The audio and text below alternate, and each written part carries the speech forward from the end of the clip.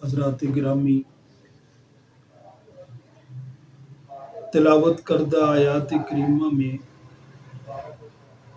اللہ رب العالمین نے اہل ایمان سے تقوی کا مطالبہ کیا ہے، متقی بننے کا، اور دوسرا یہ ہے ربا کو ختم کرنے کا۔ سود کے حوالے سے یہ بات ذہن میں رکھ لیجئے کہ یہ اتنا خطرناک اور اتنا ناپسندیدہ عمل ہے اللہ کی نظر میں اور رسول اللہ صلی اللہ علیہ وسلم کی نظر میں، کہ بڑے سے بڑے جرائم کا ذکر قرآن نے کیا ہے، لیکن جس قدر بڑا جرم اسے قرار دیا گیا ہے وہ شراب پینے کو، خنزیر کھانے کو بھی اتنا بڑا جرم نہیں سمجھا گیا جتنا بڑا جرم یہ ہے۔ اس سے اندازہ کریں کہ اس کی ناپسندیدگی اللہ کے ہاں کتنی بڑی ہوئی ہے اور کتنا یہ رسول اللہ صلی اللہ علیہ وسلم کی نظر میں کبھی فیل ہے، اور اس کا سوسائٹی اور معاشرے کو کتنا نقصان، اتنا بڑا نقصان ہے اس کا، اتنا بڑا نقصان ہے۔ آج تو اس پر بحثیں ہو رہی ہیں اور لوگ مختلف سوسائٹیوں میں تبدیلی کی آوازیں بھی لگ رہی ہیں کہ اس کی وجہ سے جو تباہی اور بربادی انسانیت اور معاشروں میں آتی ہے وہ ناقابل بیان ہے۔ ہرس بڑھتا ہے، طمع بڑھتا ہے، لالچ بڑھتا ہے، اور دولت کا ارتکاز ایک فرد اور ایک قبیلے کے طرف ہو جاتا ہے۔ سود محرومیاں پیدا کرتا ہے، نفرتیں پیدا کرتا ہے، بھوک اور افلاس پیدا کرتا ہے۔ موضوع تفصیلی ہے۔ اور دوسرا شخص وہ سودی کاروبار کرتا ہے اور سود کی بنیاد پر اپنا سسٹم چلاتا ہے، مال جمع کرتا ہے، تو اس کے اندر سے ہمدردی نکل جاتی ہے۔ غمخواری اور ہمدردی کے جو جذبات ہیں وہ اس کے اندر نہیں رہتے۔ ہم پاکستان کی طرف توجہ کریں، پاکستان کا جائزہ لیں تو یہاں ہمارے حضرات نے، علماء نے بڑی محنت کی اس پر، غیر سودی معیشت کے لیے اور صحیح اسلامی تجارت کے لیے بہت بڑا کام پاکستان میں ہوا ہے، اور علماء کرام کی ایک مسلسل تگوتاز ہے اس حوالے سے۔ سیاسی اعتبار سے بھی جتنے بھی آئین بنائے گئے، جتنے دساتیر بنے پاکستان میں، ان میں علماء کی جد و جہد سے اس کو اہمیت دی گئی کہ پاکستان کا معاشی نظام وہ غیر سودی ہوگا، سود سے پاک ہو، وہ 56 کا دستور ہو، وہ 62 کا دستور ہو یا 1973 کا دستور، ان میں گارنٹی دی گئی ہے کہ پاکستان کی معیشت، پاکستان کا معاشی نظام وہ غیر سودی ہو۔ اب رہا کہ یہ کرنا کس نے ہے، ظاہر ہے یہ حکومتوں نے کرنا ہے، اور 3 ادارے ہیں جنہوں نے اس پر بھرپور کام کیا ہے۔ اسلامی نظریاتی کونسل نے تمام سوالوں کا تفصیل سے جواب دیا ہے، تمام اشکالات کا حل پیش کیا ہے اور مکمل متبادل دیا ہے۔ ہزارہ صفحات پر مشتمل اسلامی نظریاتی کونسل کی سفارشات وہ موجود ہیں دفاتر میں۔ اب ہونا یہ چاہیے تھا کہ اس کو اسمبلی میں لا کر اس کی بنیاد پر قانون سازی کی جاتی، لیکن ظاہر ہے جن کا فلسفہ نہ ہو، جن کا فکر اور نظریہ یہ ہے کہ اس کے بغیر دنیا کا نظام نہیں چل سکتا، تو وہ کیسے اس میں پیش قدمی کریں گے اور کام کریں گے؟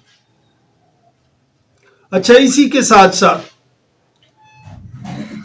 ایک ادارہ ہے وفاقی شریعت عدالت، سرکاری ادارہ ہے۔ اسلامی نظریاتی کونسل بھی سرکاری ادارہ ہے۔ اس نے طویل بحث و مباحثہ کے بعد فیصلہ دیا کہ پاکستان سے سودی معاشی نظام کو ختم کیا جائے اور حکومت کو پابند کیا گیا کہ وہ سودی نظام کو ختم کر دے۔ اچھا، یہ فیصلہ آیا، اس فیصلے کے خلاف بھی اپیلیں ہو گئی، پھر شریعت بینچ ہے سپریم کورٹ کا، اپیلیں اس میں چلی گئی، اب اس میں بحثیں چلتی رہیں، وہ سماعتیں چلتی رہیں، آخر کار اس نے بھی فیصلہ دے دیا کہ وفاقی شرعی عدالت نے جو فیصلہ دیا ہے بالکل وہی حقیقی اور اصلی فیصلہ ہے۔ مطلب ہے پاکستان کے تینوں بڑے ادارے، نامور ادارے، انہوں نے مکمل اس موضوع پر بحث کر کے یہ فیصلے دیے ہیں۔ اسلامی نظریاتی کونسل ہو، سپریم کورٹ کا شریعت بینچ ہو، یا وفاقی شرعی عدالت ہو، لیکن بینک اور حکومتیں وہ اپیل میں چلی جاتی ہیں، تو ظاہر ہے جب کوئی بھی فرد یا کوئی کمپنی اپیل میں چلی جائے تو وہ پھر معاملہ وہیں رک جاتا ہے۔ اب کی صورتحال کیا ہے؟ اب پھر سے وفاقی شرعی عدالت نے دوبارہ اس کی سماعت کی، دوبارہ سے شریعت بینچ نے پھر پیچھے بھیجا نظر ثانی کے لیے، دوبارہ پھر اس کا فیصلہ رمضان میں آیا تھا کہ پاکستان سے سودی نظام کا خاتمہ ہونا چاہیے اور حکومت اس طرف پیش قدمی کرے، اور 5 سال کی مدت دی گئی۔ مدت بھی موجود ہے، کوئی کرنا چاہے تو ظاہر ہے موقع موجود ہے، اور سارے سوالات کا جواب ان بحثوں میں ہمارے علماء نے، ماہرین معیشت نے، وہ ان اداروں میں اور ان عدالتوں میں جا کر دیا ہے۔ اب صورتحال یہ ہے کہ جب وفاقی شرعی عدالت نے دوبارہ اپنا فیصلہ سنایا تو پھر کچھ بینک اپیل میں چلے گئے، حکومت بھی اپیل میں چلی گئی۔ اللہ کے فضل و کرم سے، علماء کی جدوجہد سے، ان کے سمجھانے سے، قائل کرنے سے حکومت رائے راست پر آ گئی اور انہوں نے اپنی اپیلیں واپس لے لی۔ یہ بہت بڑی خبر ہے اور خوشی کی بات ہے کہ حکومت نے ان اپیلوں کو واپس لیا۔ لیکن مسئلہ یہ ہے کہ ابھی تک کہنے والے کہتے ہیں، جاننے والے یہ بتاتے ہیں کہ ابھی تک 14 اپیلیں، 14 درخواستیں موجود ہیں نظر ثانی کی اپیل کی، 14۔ ایک بھی موجود ہو تو سٹے تو قائم رہتا ہے، ایک کی موجودگی سے بھی کام رک جاتا ہے، آگے نہیں جاری نہیں رہ سکتا، تو یہاں تو 14 ہیں۔ اب کرنے کا کام کیا ہے؟ اب اہل ایمان کی، اہل پاکستان کی ذمہ داری یہ ہے، حکومت کی ذمہ داری بھی یہ ہے کہ وہ ان افراد کو یا ان بینکوں کو، ان کمپنیوں کو قائل کرے کہ وہ اپنی اپیلیں واپس لے لیں، تاکہ حکومت غیر سودی بینک کاری کا سسٹم اور یہ معاشی نظام اس پر کام کا آغاز کر سکے، بنیاد اس کی رکھ سکے۔ یہ ہے صورتحال اب تک کی۔ اس میں ہمارے لیے کرنے کا کام یہ ہے، مختلف جماعتوں کے لیے، شخصیات کے لیے، افراد کے لیے، کہ جو لوگ اپیلوں میں گئے ہوئے ہیں ان کو آمادہ کیا جائے کہ وہ اس سلسلے سے اور اس شرارت سے باز آ جائے. انہیں سمجھایا جائے بھی تم بھی مسلمان ہو. مسلمان ہو کر کوئی کہے کہ متبادل نہیں ہے سود کا، یہ تو بڑی خطرناک بات ہے. کوئی یہ سمجھتا ہے کہ سودی نظام کے بغیر نظام ہی نہیں چل سکتا، اسلام کے پاس نظام ہے ہی کوئی نہیں. یہ تو انتہائی احمقانہ بات، باغیانہ بات. تو ہمارے لیے کرنے کا کام یہ ہے کہ ہم عوام میں شعور پیدا کریں اور ایک تحریک کے لیے لوگوں کو آمادہ کریں کہ وہ حکومت پر دباؤ بڑھاتے رہیں کہ حکومت اس کام کا آغاز کرے. عوام میں کرنے کا کام یہ ہے کہ ان اداروں، ان بینکوں، ان افراد کا بائیکاٹ کیا جائے جنہوں نے اپیلیں وہاں اپیلوں کی درخواستیں دے رکھی ہیں. بائیکاٹ کیا جائے ان اداروں اور بینکوں کا اور حکومت پر دباؤ بڑھایا جائے. آج اگر حرمت سود پر اجماع ہوا ہے، اتفاق ہوا ہے، بحمدہ تعالی کراچی میں ایسا عدیم النظیر اجتماع ہوا ہے کہ اس سے پہلے ایسا اجتماع دیکھنے کو نہیں ملا کہ جس میں علماء کرام بھی ہیں، تمام مکاتب فکر کے نمائندہ علماء، جس میں بینکار بھی ہیں، جس میں بزنس مین بھی ہیں، جس میں اسٹیٹ بینک بھی شریک ہے، اس کے نمائندے بھی شریک ہیں، جس میں حکومت کے نمائندے بھی شریک ہیں اور علماء کرام بھی شریک ہیں اور سیاسی شخصیات بھی شریک ہیں. تو یہ امید افزا معاملہ ہے اور امید افزا خبر ہے ہمارے لیے. تو اس جذبے کو زندہ رکھنے کی ضرورت ہے.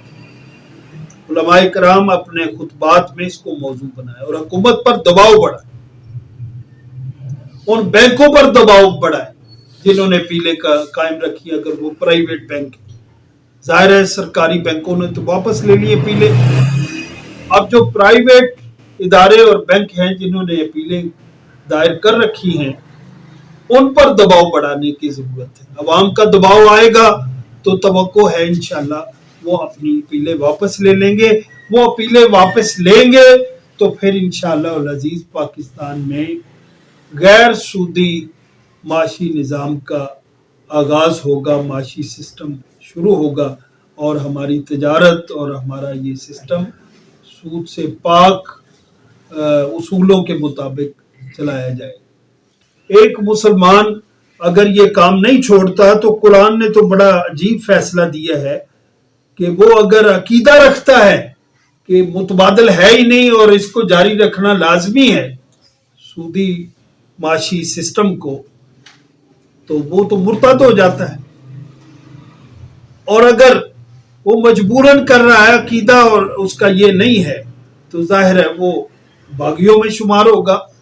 تو اللہ فرماتے ہیں فَإِن لَمْ تَفْعَلُوا فَأْذَنُوا بِحَرْبٍ مِّنَ اللَّهِ وَرَسُولِهِ، تو وہ اللہ رسول سے جنگ کے لیے تیار ہو جائے.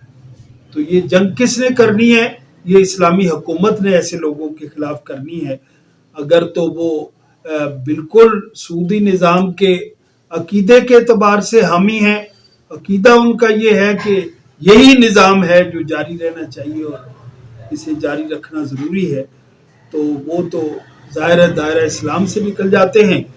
اور اگر دوسرا معاملہ ہے کہ وہ کمزوری دکھاتے ہیں یا وہ عقیدہ تو ان کا درست ہے، فکر تو ان کی درست ہے، لیکن وہ ویسے کمزوری دکھاتے ہیں تو انہیں بھی سمجھانے کی ضرورت ہے طاقت کے زور پر.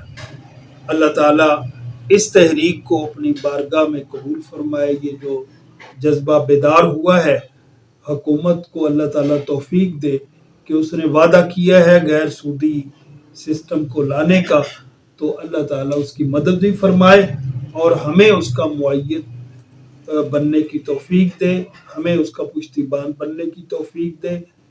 وآخر دعوانا